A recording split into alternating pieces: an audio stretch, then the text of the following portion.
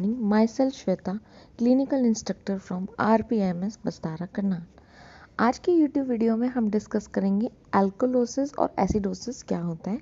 ये दोनों ही आपकी कॉम्प्लिकेशन है अगर आपकी बॉडी में बफर सिस्टम अगर आपका ख़राब हो जाता है, जो कि हमें डिटेक्ट कैसे होता है। हम ABG एक टेस्ट होता है आर्टेरियल ब्लड गैस, जिसमें हम आर्टरी से आपकी मोस्टली रेडियल आर्टरी से ब्लड सैंपल लेते हैं और आपकी फिर pH, PCO2 बाइकार्बोनेट और PaO2 की वैल्यूज़ को असेस करते हैं।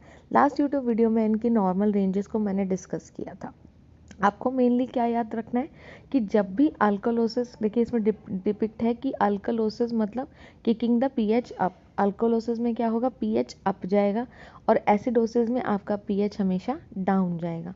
पीएच देख के ही हमें ये अगर पता लग जाता है कि पेशेंट को एसिडोसिस है कि अल्कोलोसिस है, लेकिन ये आइडेंटिफाई करना कि कौन सा है उसके लिए हमें अदर वैल्यूज़ को असेस करना पड़ता है ना। आप समझते हैं, देखिए एसिडोसिस होगा तो 7.35 से कम पीएच जाएगा, अल्कोलोसिस होगा तो 7.4 पीएच से ज़्यादा जाएगा। अगर रेस्पिरेटरी एसिडोसिस है मतलब कहाँ पे फंक्शनिंग गड़बड़ हो रही है, आपकी H2O और कार्बन डाइऑक्साइड की। इसके रीजंस क्या हो सकते हैं, बायवर्ट्रेट और सिडेटिव की ओवरडोज की वजह से। कई बार हाइपर वेंटिलेट कर रहा है अगर पेशेंट, ज़्यादा कार्बन डाइऑक्साइड को इनटेक कर रहा है। और एटेलेक्टेसिस एक क्लिनिकल कंडीशन है जिसमें आपके जो एल्वोलाइज होते हैं पेशेंट के, वो कोलैप्स कर जाते हैं। पैथोफिजियोलॉजी क्या है कि CO2 रिटेंशन हो जाती है फ्रॉम हाइपोवेंटिलेशन। फाइंडिंग्स क्या मिलेंगी आपको, पेशेंट का पीएच कम मिलेगा और PCO2 पेशेंट की बॉडी में ज़्यादा मिलेगा। तो PCO2 की वैल्यू ज़्यादा है और पीएच कम है तो क्लियरली इंडिकेट करता है कि ये रेस्पिरेटरी एसिडोसिस। कंपनसेटरी होगा कि मतलब बॉडी कोशिश कर रही है रिवाइव करने की। HCO3 रिटेंशन होगा किडनी के द्वारा और यूरिन का pH 6 से कम होगा। नेक्स्ट आता है मेटाबॉलिक एसिडोसिस। इसके कॉजेज हैं डायबिटिक कीटोएसिडोसिस, रीनल फेलियर की कंडीशन, सीवियर डायरिया। पैथोफिजियोलॉजी क्या कहती है कि इनएबिलिटी हो गई है कि बॉडी से आपका एसिड एक्सक्रीट नहीं हो रहा है या लॉस ऑफ बेस हो जा रहा है। या तो बॉडी से एसिड बहुत ज़्यादा निकल रहा है या एसिड तो नहीं निकल रहा लेकिन बेस ज़्यादा निकल रहा है। फाइंडिंग क्या होगी, पीएच भी कम होगा और मेटाबॉलिक है तो बाइकार्बोनेट के लेवल कम होंगे। कंपनसेट कैसे करती है बॉडी, CO2 को एक्सक्रीट करवाती है लंग्स के द्वारा और यूरिन का पीएच कम करवाती है 6 से कम। यही अब अल्कोलोसिस पे आ जाए। रेस्पिरेटरी अल्कोलोसिस मोस्टली आपका कॉज होता है हाइपर वेंटिलेशन।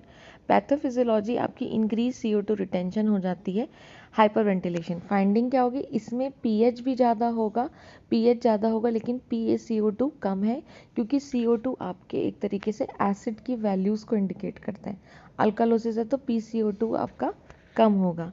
कंपनसेशन कैसे होता है कि HCO3 एक्सक्रीशन होता है किडनी के द्वारा और किडनी का pH 6 से ज़्यादा होता है।